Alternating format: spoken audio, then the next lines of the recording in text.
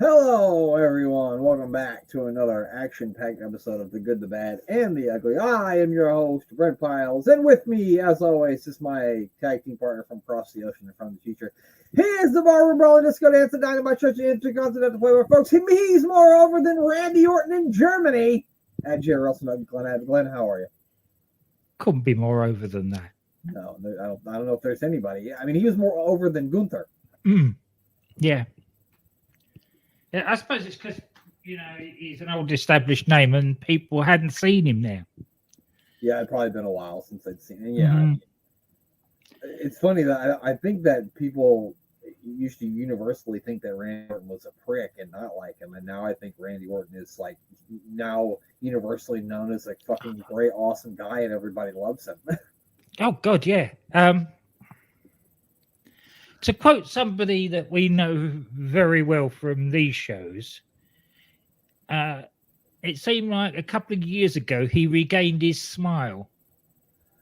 Yeah, I want to say that. So when I first started doing the show a long time ago, we had another guy from another show on. This was fucking in like 2017. So I'm talking the early days where the only person that listened to AWI Pod was Glenn. It's me. Yeah, we had a guest on, and he lived in like the St. Louis area, which is where Orton is from, and I think is where he lives when he's not, whatever, or he used to. And he said that Orton came into his the store that he worked at. He said that he was freaking really nice and really awesome to everybody. And he made a note that I noticed this too. But like since he's got the wife that he's with now, since he got together with her, and they have made their life together, and he's had kids, he seemed to have grown, as a lot of us do. I'm sure I know I was a fucking moron, stupid idiot who only did dumb things until I met my wife and had kids. So I totally understand. I totally get it, because I was the same way. I'm still stupid and do dumb things. Find the right woman, isn't it? Yeah. Sometimes you just got to find the right person to. In my long life, I've been lucky. I found two.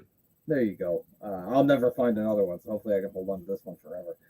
Sometimes you just need somebody. You two are young enough to stay together forever. That's true. That's true. But anyway, I don't know, how do we get here? Because I said Randy Orton. I was like, how did we even get to talking about the transformation of Randy Orton? But because I said you were more over than him. Because you said I was more over than him in Germany. That's what it was. But yeah, we'll be talking about the bash in Berlin, I'm sure, with the mayor. So I'm going to be honest with you. I don't think the mayor even watched it. Oh, right. Because I messaged him and I said, well, you'll have to change your name to Hail Mary for the next show because you got it right. And he said, did I get them all right? So he must. And in fairness to him, the Nebraska football game was on during the Gunther-Randy Orton match. And so I didn't pay a whole lot of attention to the Randy Orton-Gunther match either. So the rest of the show was fun. Well, I've only seen it through highlights. Yeah, I was going to ask you too. I wasn't sure if you'd have been able to watch it. Because as you know, I only got my laptop back yesterday, so I've only seen like highlights of it. But from what I will catch up a bit more with it before we discuss things with the mayor later, so you're not talking totally into the void. Yeah, so if we're talking about Randy Orton versus Gunther, I will be talking into the void because from what I've seen, I think that was the best match in the show, which I don't think anybody was going to question that was probably going to be the best match. No. Yeah, we'll talk more about that when we. You want to talk about yellow cards, Glenn? I think it's all been said. I mean, I really don't want to sound like a whinging Arsenal fan, which there's been plenty of, but justifiably for a change. Yeah, right, let's clear something up to start with. You asked the question on the threads. Yes. Could a football expert? Well, I'm as near as you're going to get. Yeah. I played football for 50 odd years. Right. So that was never a free kick because the ball was rolling. Right. The ball has to be stationary. If you're going to take a quick free kick, what you need to do is you put your hand on the ball, you hold the ball, and then you kick it away very quickly. Which is what I've heard people who Don't play kick it. football say. Football players, I've heard all say this exact same thing when they're talking about it. Yeah, So, you don't kick it at a player that's retreating from it, and then follow through and kick him. Well, I mean, yeah, if you watch it too, so whatever, Declan takes him down, they call the foul.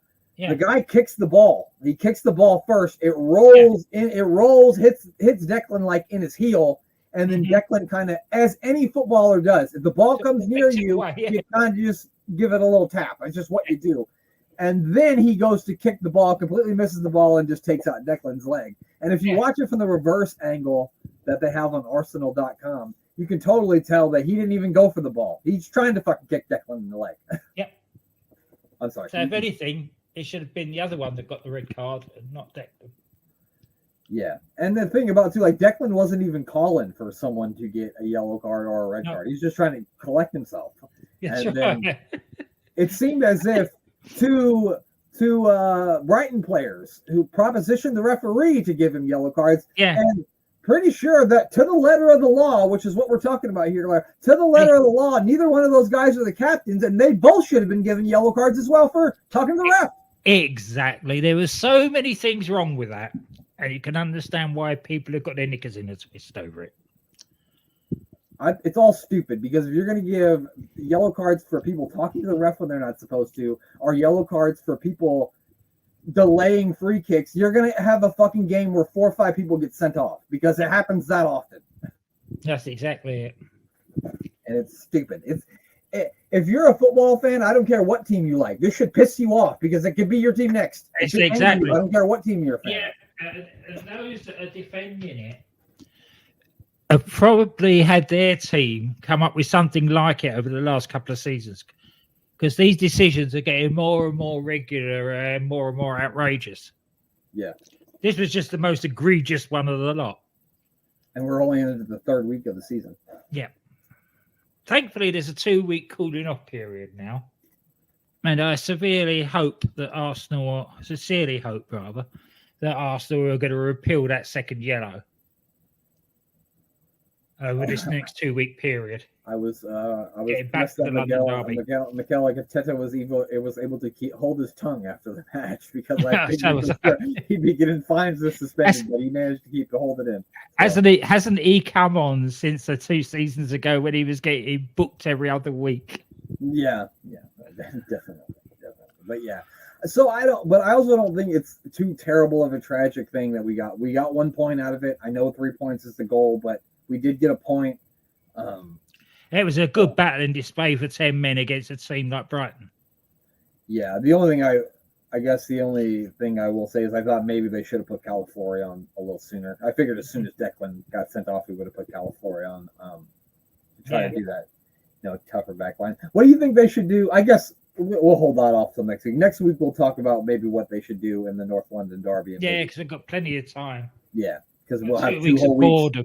Yeah, we'll have to have something to talk about soccer football related next week. So we'll do that. We'll discuss possible starting 11s with Declan being out, and now it looks like Marino is going to be out for at least 2 months. So he won't be back. Bloody Gabby fell on him. Gabby is a unit. But I'm still not sure that this is not a work, I was hoping the same thing too, but when they said he was going to be out until October, I figured that it must not. Yeah, I suppose. But yeah. Anywho, let's get into it. It is Raw is War from February 2nd, 1998. Market Square Arena in Indianapolis, Indiana. The Market Square Arena opened in 1974. It was the longtime home of the Indiana Pacers of the National Basketball Association from 1974 until 1999. It also held the NCAA Men's Final Four in 1980. And this is also the arena that held the infamous time that Andre the Giant won the WWF Championship from Hulk Hogan during the main event on February 5th, 1988. That was the whole fake referee thing. You remember that? Yes, I do. That led into WrestleMania 4 tournament. That all took place at this arena. It also held the In Your House Buried Alive pay-per-view from October 20th of 1996, as well as many house shows, Raws, Nitros, and Thunders. This arena did close in 1998 and was demolished 2 years later in 19. So you can't go and visit it now then. Yeah, so there are no events taking place at this arena. And we are now indeed 8 weeks away from WrestleMania 14. Only notable sign I saw a lot of signs, but none of them were very good. Only good one I saw was Stone Cold eats Tyson chicken, which is a Tyson. Yes, I saw that one. I had a note of that one as well. It's not Mike Tyson's chicken. It's a noted chicken brand in the United States. Yes, yeah, I gathered that. Yeah, well, I don't know if they had Tyson chicken over in the UK or not. Not as such, no, but I guess that was probably what it was. Yeah, it's a chicken brand. But yeah, me and Glenn kind of talked about this before the air, but this is like it was a weirdly entertaining show. Yeah, it is. This show today actually sums up the title of our show. There's good, there's bads, and there's some bloody ugly. But I did think that there was more good on this than bad or ugly. I mean, some of it was ridiculous, and then there's going to be some stuff on here that if you looked on it on paper, I would have went, oh God, that's going to be awful, and I don't want any parts of that. But when you watch it, it's actually pretty fucking entertaining. So it was, yes. Yeah. The first thing that I had on my good is I enjoyed the whole opening DX thing when they're, saying that, we'll do this from the hours of 8 to 9 and this from the hours of 9 to 10. I thought it was pretty funny the way that they kind of made fun of themselves. You know what I mean? Yeah. See, I had that as a bad. Oh, well, so you can't agree with everything. No, that's right. It's that sophomore humor again that we've been going on now since 1998 started, and maybe this was my speed of sophomore humor. I don't know. Yeah, maybe. Now, the most amusing part was where Triple H quoted Bill Clinton, said he was up all night. Oh, that was Shawn Michaels that said that. Yeah, Michaels. I did not sleep with that young intern. In fact, I was up all night. Yeah, exactly. That's the one. Yeah. So I don't know. I thought it was funny. I thought it was cool the way they were like cutting it out. And then when they were like, well, fuck, well, don't fucking say that. What the fuck's wrong with you? And he said, well, fuck me. That was pretty good. Yeah, it was probably all right for the time, but yeah, apparently the USA Network had gotten in trouble multiple times from the SCC over some of the things that DX had done, and so this was like their reply to it. Their reply to it. Yeah. And then immediately we get into Cactus Jack versus Chainsaw Charlie in a no DQ falls count anywhere match. Well, before that, we get DX dressed as Uncle Sam. Oh, yeah, I forgot about that. It's trying to sell. Now, this bit, this could have been in the bad column, but it isn't. It gets into the good column. And it gets into the good column for one reason. Stone Cold Steve Austin. Yeah, so I kind of had this one as like half and half. So I had the DX stuff as bad. You got the DX out there being prats, dressed up as Uncle Sam with all the balloons and everything, which haunted the rest of the show, by the way. Yeah, because the balloons were everywhere around ringside after that. They were everywhere. They didn't clear them. They said, fuck that. They had their banners or their signs up with Austin versus Tyson, and you think, why are they trying to promote this? And then Austin comes out, cuts a great promo, and explains it all. Yep. And if he's concentrating on Mike Tyson, then Shawn Michaels is getting off scot-free. Right. Basically, he said, I won the Royal Rumble. I'm entitled to get my hands on you, and that's what I'm going to do. I'll fight Tyson anywhere. I'll fight you anywhere. Yeah. It was good because we actually, because I think up until this point, I don't think we'd really gotten anything between Austin and Shawn Michaels yet. So it's finally nice and about time, 8 weeks away from your biggest show of the year, where you finally get the two guys who are going to be in the main event to actually, have some friction with each other, because up until this point, they hadn't had any. So, yeah, it was weird at first when they came out, because I'm getting like 4th of July vibes, and it's like fucking February. So. Yes. But then they were like talking about like, oh, it's like a political debate, and then so it made sense. So yeah, it started off bad, and then like you said, when Austin came out, it then turned to good, with Austin pretty much explaining the whole situation. And yeah, I thought it was nice and high time that these two finally had a face-to-face. So that was good. And then we got into what I said: Chainsaw Charlie versus Cactus Jack. King of the hardcore contest. Which I found to be a bit ridiculous for them to say that, because they showed us that these guys had like barbed wire ring matches, exploding ring matches, but yet this is going to be the one that decides who's the king of hardcore. No, I don't. Yeah, and it was never ever going to live up to those hypes. Yeah, no, because they're not going to do that on fucking national TV anyway. Not at 8:10 in the evening. No. Yeah.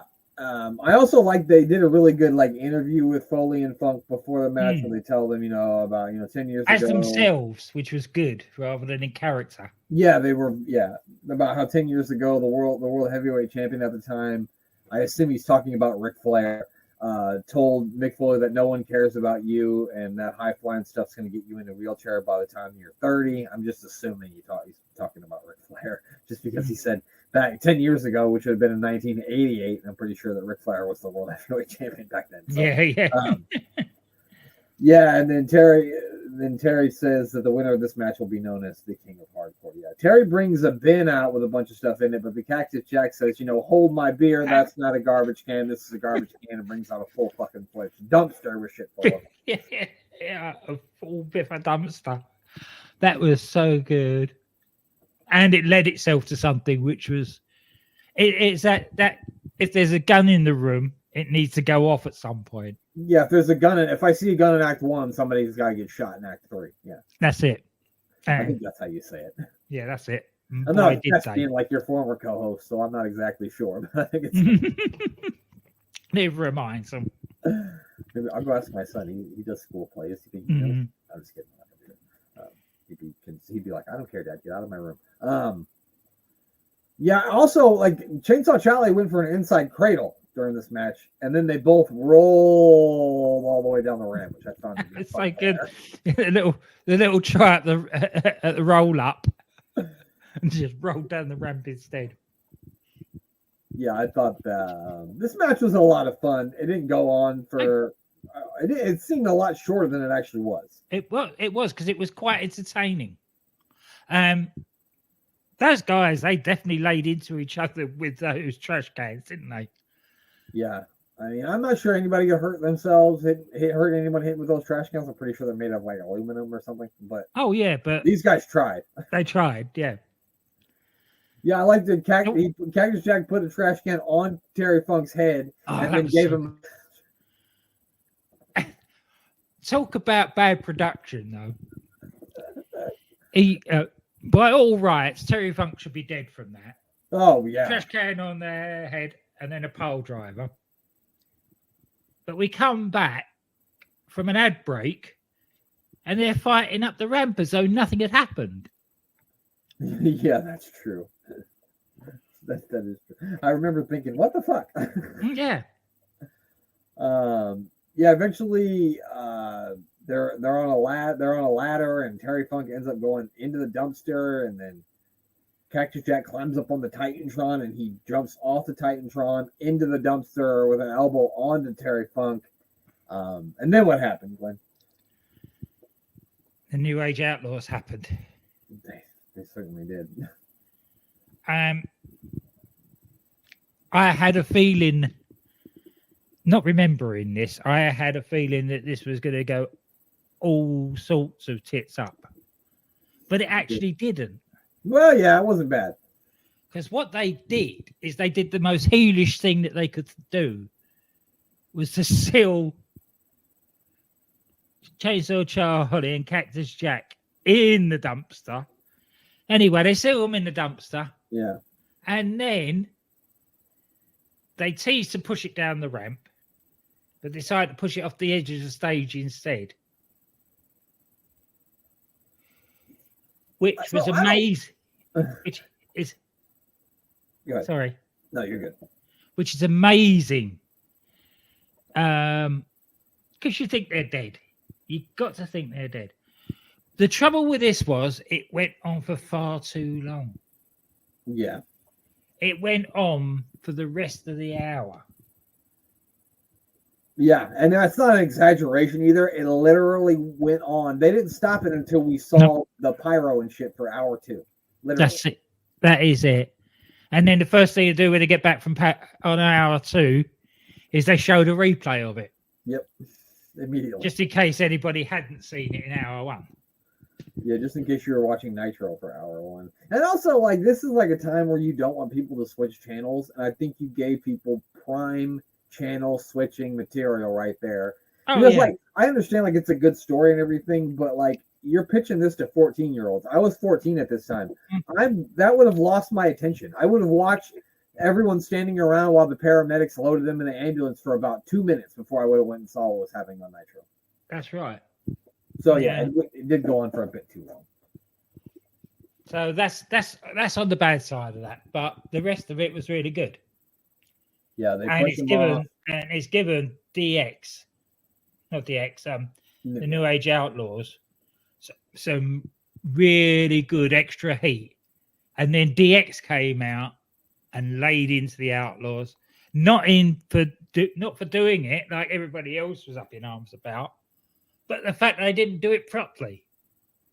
Yeah, they were upset that they didn't do it with a little more. So we're getting this tease that now the New Age Outlaws are going to join DX. So that's a nice little build to that story. So that gets a good from me. Yeah, it's all going to get a good from me too. While I did go on a little too long. One of my favorite moments is you can hear Terry Funk screaming, "My neck! My goddamn neck! Those motherfuckers!" You can hear him yelling. Your mother's a whore! He didn't say that, but he wanted to. Yeah. Yeah, Vince was out there. They're like, "Oh, we didn't mean to hurt anyone," which I thought was strange. He pushed the fucking dumpster off. Sonny was acting her heart out, bless her. Oh, God! She was crying like somebody told her her vodka was all gone. Yeah. Yeah. No, they were. Then, like, people started, like, trying to go after the Outlaws. Like, I think Flash Funk was one of the first ones that was trying to go after them. Which that makes sense because, as you know, Flash Funk is one of Terry Funk's cousins. So he's in the Funk family. Flash Funk, cool. Terry Funk's their cousin. Yeah, so he would be a bit upset. Why wouldn't he be upset? Yeah. Finally, they load him in the ambulance, get him out of here, and then they show the New Age Outlaws in the back, and then DX shows up and tells him, shit happens, move on. Basically, is what they said. That was basically it. Yeah. So sometimes you get fucking thrown in a dumpster and pushed off the stage. It just happens, okay? Another good bit coming up. Yeah, I agree. With Owen Hart versus Badass Billy Gunn. And what I love this right from the beginning is Road Dogg comes out, starts the, "Oh, you didn't know?" And it's, "Oh, fuck it." Yeah. Because everybody's booing them. Yeah, nobody wants to hear their shit anyway. Yeah. And Owen treats this like it was his family that had been pushed off of that stage. Yeah. Owen act like they took every cat in the Hart house, threw him in that dumpster and pushed it off. That's how mad Owen was. That's it. That was brilliant. Got good two good wrestlers there. Yeah. There's going to be interference. So we're used to that, especially at this stage in 1998. Yeah. But what they did in and out of that ring was really good. And it was 5 minutes and 25 seconds. I know that doesn't sound like a lot, but when you compare it to every other match in the show, that's the second longest match in the card. Mm-hmm. And I mean, I probably could have watched Billy Gunn versus Owen Hart for 20 minutes because it was really, really good. Oh yeah. Definitely. Owen got the sharpshooter on Billy, but then immediately Road Dogg hits the ring and starts attacking him. And then it makes sense why DX cared so much about what the Outlaws are doing, because they come down and join in with the Outlaws on beating down Owen. That's not the last time these guys will team up. So that's come full circle as well, that we're back to DX versus Owen. Yeah, and I think even if you look at it now, even if Shawn Michaels doesn't get hurt and DX goes in a different route, I still think these guys would have joined DX probably after WrestleMania regardless. Oh, yes. Yes, so do I. And I don't really remember that, me thinking that in that period of time, because I feel like I was surprised when they eventually did join DX, and now I realize that I was just a dumb teenager. Yeah, that's it. Because they're definitely laying the groundwork for it. I also enjoyed the bit up on the stage where they're threatening to throw Owen off the stage. Oh yeah, that was good too. Triple H is going that way into the crowd. Yeah, they were like, they were doing the whole thing where you grab his arms and I'll grab his legs. They were fucking swinging him. I should imagine those. No, they're going. For fuck's sake, don't drop me. Don't let me go. Don't let me go. Don't let me go. Yeah, a bunch of officials luckily come out and stop it from happening. But yeah, another good little bit of this show. I also they did like a promo, back and forth promo between Barry Windham and he's back to being called Justin Hawk Bradshaw. And I mean, when I first saw this on the screen, I thought, oh, this is going to be awful and I'm going to hate it. But I was great. I thought Bradshaw was really good in it. It was good. I tend to not try to put Bradshaw over very much because he's a real C word in real life, but he was great during that.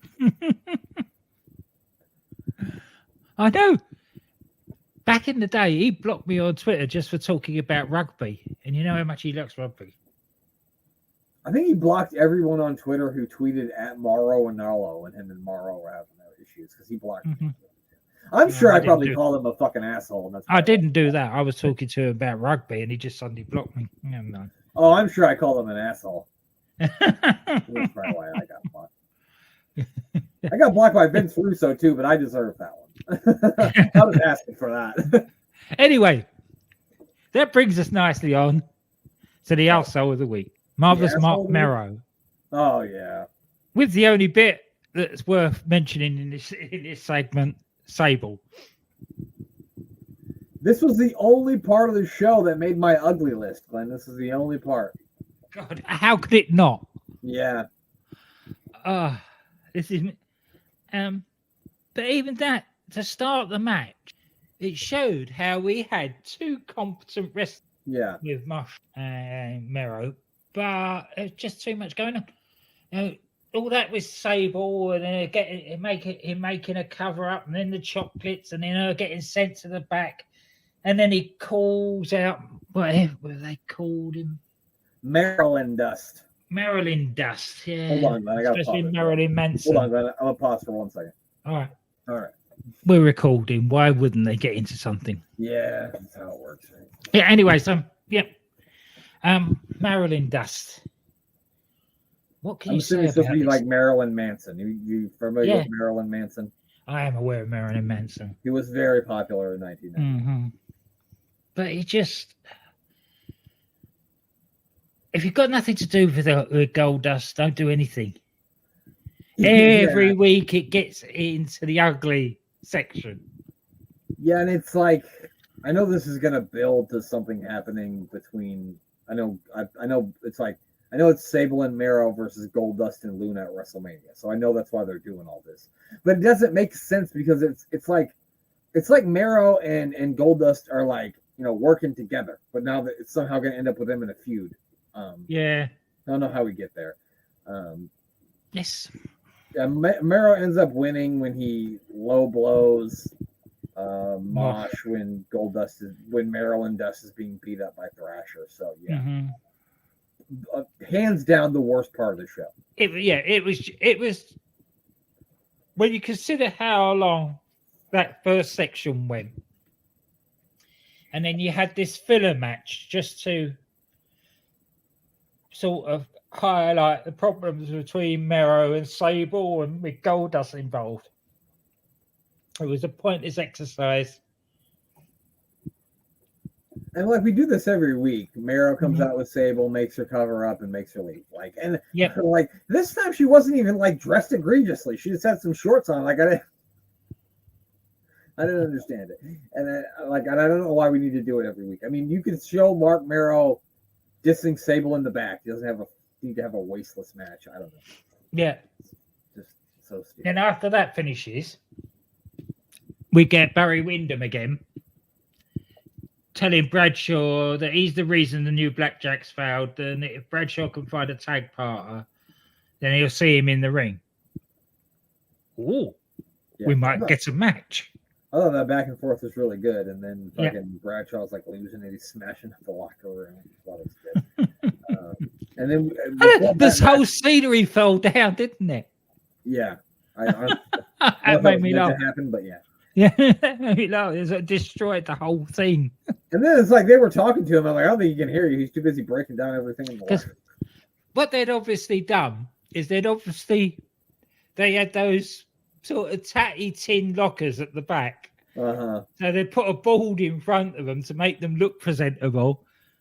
Then he chucked the chair and the whole lot just fell down. Yeah, that's probably exactly what happened. He got carried away. He got ahead of himself. The next match they showed was Chainz versus. Well, no, we see a helicopter first. Oh yeah. We get a vignette from Tiger Ali Singh. What about cringeworthy? Hasn't Tiger Ali Singh been with the company for like months now? But they haven't think so. anything with him. Yeah, but they're building up as this rich playboy, sort of $1 million man type gimmick, aren't they? Nobody has or will ever care about this character. Sorry. No. It isn't. No. Maybe in India they did, but nowhere else. I'm sure. I think he was. I know he's Indian, but I believe he's from Canada. Oh yes, yeah. Because his dad or grandfather was Gama Singh, the great Gama Singh. So I know he is Indian, but he's from Canada. And I know this gimmick's never going to work because I don't remember anything from Tiger Ali Singh. No, nothing at all. I'm talking about things. Sorry, no, you go. Talking about things that don't work. And I'm hoping to be pleasantly surprised when we get it. Is this war of attrition match? Because nothing they're doing is actually selling me on it. And tonight was no exception. Glenn, this is going to be another thing we disagree on because I enjoyed this Chainz versus Faarooq match. I thought it was. Oh no, I enjoyed the match. I enjoyed the match. Yeah, but it's not. It was a decent match, but they didn't need all the people around the periphery and everything else going on. Yeah, just to sell this war of attrition. There's going to be enough of a clusterfuck when we get to it. Without making every match that builds up to it one as well. That's true. I did like another thing I liked is that they showed more of the dissension amongst the Nation of Domination. Common tries to grab Chain's leg, but Chain's like he reversed it, so he ends up grabbing Faarooq's. And then Faarooq and Conley have words, and they start pushing and shoving. This leads to Faarooq being counted out. Chainz wins by count out. But just more problems within the Nation. As it looks like Faarooq and Kama are going to go to blows. But then they end up like... just ends up with a typical Nation of Domination disqualification. And then they get together and do the whole... Yeah. By any means. Despite losing, this is the second time in a row that they've lost the Disciples of Apocalypse. You would think they'd be more upset about that, but they didn't seem to really care. No, they didn't seem to care. They were more worried about what they were doing with Max themselves. Yeah, but all in all, I thought this was a decent segment because while it was like a screwy count-out finish, at least it did something to like further the story, the riff. Another bit in my good column is what came after that. Was they showed this made me laugh. They showed the clip from Shotgun Saturday Night where there's Kurgan carrying a jobber up the ramp like a suitcase. With his face. yeah. Literally. Like this. Carrying him up the ramp by his face. It was pretty funny. Yeah, that crept into my good column because of It was just so ridiculous that they that threw it put in him there. Dancing with the Oddities is probably the highlight of his wrestling career. That and the dancing. Whoever is in charge of publicity for the Western Union is probably watching that and thinking, "What the fuck? They made that the Western Union Rewind of the week." They wanted their money back after that. Yeah. And then I think the next thing we got was the tag team match, right? Yep, Bradshaw and his mystery partner, which turns out to be Flash Funk. Terry Funk's cousin Flash. As He you just say, left the hospital because visiting Terry, but he's here now. Yeah, they're up against the NWA. Yeah, Jared and Barry Windham is who they're taking on here. I thought this was a good match too. I enjoyed the match as well. Oh yeah, no, again, good match. Too much going on outside the ring. Cornette being Cornette. There was no need to have the Rock and Roll Express there. They could have got where they got to with Cornette just cheating on behalf of Jeff Jarrett. I'm going to be honest. The Rock and Roll Express's presence in this whole entire thing, the only part of it that makes sense is they wrestled at the NWA. That's it. Yep. They're not heels. They've never been heels. I've never watched them work heels, so I don't know why they're heels now. It just doesn't make any sense. Dude, when you see them come out and you're like, oh, they're being booed. It just is so weird. It makes no sense to me. But I thought the match was good. I thought the storyline within the match was good. They beat up Flash Funk. They take him out. Bradshaw has to wrestle the match alone.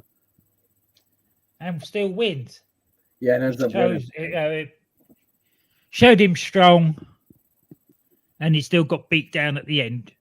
And left the heel standing tall, which was perfect. Yeah, I thought this was... I remember the NWA stuff being much worse, but besides the Rock and Roll Express, I thought that it's actually been pretty well done, except for the first couple of weeks. The last couple of weeks, I think they've made up for themselves. But I don't for it being good going forward at all. And then we get another recap of the dumpster. We had a lot of those. Are they just either insulting our intelligence, or do they just believe that people are flicking between Nitro and this the whole time and can't keep up with what's going on? I mean, they do it now. They do it on Raw now. They'll show you the same replay 8-10 times. So I think they just think it's good. I suppose so, yeah. Or that's just a formula they've been running for so long that that's just what they do. Because like when I watch an NFL game, like they show the highlights, but like they don't show me the same touchdown catch, times during the okay, yeah. You imagine that during a soccer match as well, against a football match. Yeah, they showed the same goal or the same offside decision 100 times. I've been putting my head through the wall. Yeah, absolutely, you're right. After that match, we got a phone call from Michael Cole, and he told us that hospital. Yeah, through the they had the cops in there, and then the call cut out. So something. Yeah. And then my very last bad thing was Kane and Wink Collins. Who's Wink Collins? Because I had no idea. Really. Tell me that one, UTT Rob. If you're so goddamn smart, tell me who the fuck Wink Collins is. Let me see if you know that one, Rob. Figure that one out. Sorry. Yeah. But yeah, like I didn't get it. Like, what did Wink Collins ever do? And what's Kane gonna prove to me if he beats up Wink Collins? That's it. And then Vader came out with the most confusing promo I've ever heard. Yeah. Have you got it? No, I don't. Okay, that's all right then. Okay, it's something like this. Kane! You're my business! That's it. I'm gonna put on your heart! It's like he's come back from the grave. It was just like that. And then the only way to stop Kane is to spray a fire extinguisher into his good eye. Yes. Apparently. Because that's what Vader did. And it worked. Uh-huh. And several times too. Which was good. I enjoyed that. Yeah, I mean, it showed Kane vulnerable for the first time ever. So that was something. Yeah, that's excellent. Yeah, so that was my... Especially with Paul Bearer being like a mother hen and trying to mop him down and stop him from going back. Oh, no!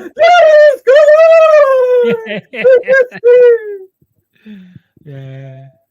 Oh, no! Not a fire extinguisher! If we had one of these, we could have saved your parents! Sorry. I'm sorry. Then we get to the main event of the show. Of sorts. Yeah. This was the main event just to keep people watching to the end because they thought they were going to get a Steve Austin match. Well, and see, on Cage Match, it's trying to tell me that this match went 32 seconds, but I don't think it did. I don't think it went at all. I've got 26 here. Okay, well, let's times both numbers that we got by 0, and we'll give this match 0 seconds because I didn't hear the bell ring. Did you? It didn't hardly get started, did it? One stunner. Yeah, because he comes out, he's beating up Billy Gunn, who's not in the match, and then he starts beating up Road Dogg, and he gets in the ring and he starts beating up Road Dogg a little bit, and then he stuns Billy Gunn, and then the bell rings. Yeah, and then it's all over before it started. Yeah. Yeah, then Shawn Michaels and Triple H come down. They start beating up Austin. They tie him up in the ropes. He's got the belt. Shawn Michaels is kind of putting it towards Austin's face. Like, this is as close as you're ever going to get. And then some help shows up for old Stone Cold, didn't it? Yeah. We see Mummy Foley, not Mrs. Foley, but bandaged up Mummy Foley. Yeah, Mummy Foley, yeah. And Flash Funk come to save Terry Funk. No. Not Flash Funk, Terry Funk. Oh, no, not Flash Funk. Terry Funk. Come to save Austin. And he's in a fucking hospital gown. To be fair to them, they look like they've just been to the hospital. They did a great job of looking like never could hardly walk. And then, like, Cactus Jack looked like he still had an IV in his arm. He had the drip thing with him. My favorite was Terry Funk in the hospital gown with his big purple underwear.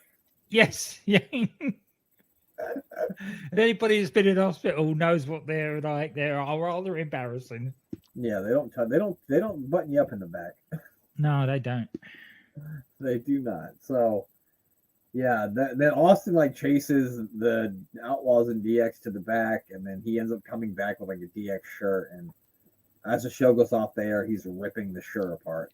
I put this in my good. I know it wasn't really a match, but at least, they're building more of the DX New Age Outlaw thing, and they're building the match of Shawn Michaels versus Steve Austin. And to work the whole New Age Outlaws Cactus Jack Terry Funk thing into this was good too. Roll it all up into one.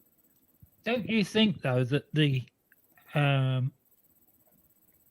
of Hardcore match would have been better off at the end and going off air with the dumpster being pushed off the... So you don't know till next week whether Funk and Jack are alive even. Yeah, I think you're right. I think that probably would have been better served toward the end of the show because you wouldn't have had to do that long thing where you had to wait out forever for them to put him in the ambulance. So yeah, it definitely probably would have been better off to end the show. I agree with you there. Yeah. I agree with you on that. But all in all, this is the best Raw we've seen in weeks, I think, from 19. Yeah. To be fair, that doesn't say a lot for 1998, to be honest. That's true, because they've been pretty bad. Yeah. Up until this point. I think we got one more before we review the pay-per-view, but let's look at the TV ratings for the week, shall we? Yeah. Raw dipped a little bit from last week. Last week it was 3.48. This week it went to a 3.44, so not a whole lot of difference. Nitro jumped up quite a bit, though. It went from 4.69 to a 4.95, so they're almost at a full 5 points, and they defeated by the WWF by more than a full ratings point, almost a ratings point and a half. So that it proves that first segment went on too long, and people just switched over and watched Nitro, whether you got some wrestling, no doubt. Yeah, well, let's have a look at what they got to see. The first match that you got to see on Nitro that night was a barn burner. Ultimo Dragon took on Ray. I'm sorry, this is Ray Mendoza Jr. I'm sure it was a good match. It wasn't Rey Mysterio, but it was Ray Mendoza. I'm not sure. Oh, right. So that was a great match. Yeah. And then Glacier defeated Billy Kidman, AWI Hall of Famer, one of the sexiest men that ever lived. Ice Train defeated La Parka. Then my favorite tag team of all time, Harlem Heat, and the Steiner brothers went to a double disqualification. Dean Malenko defeated Mike Enos, which whenever you say Mike Enos, I always want to say Mike. Yes, well, we know what you want to say. Don't need it said here. Renegade. Alex Wright defeated Super Callow.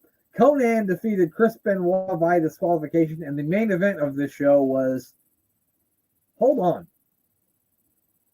Oh, I'm looking at the wrong goddamn year, Glenn. This isn't 1997, 1998. This is 1997.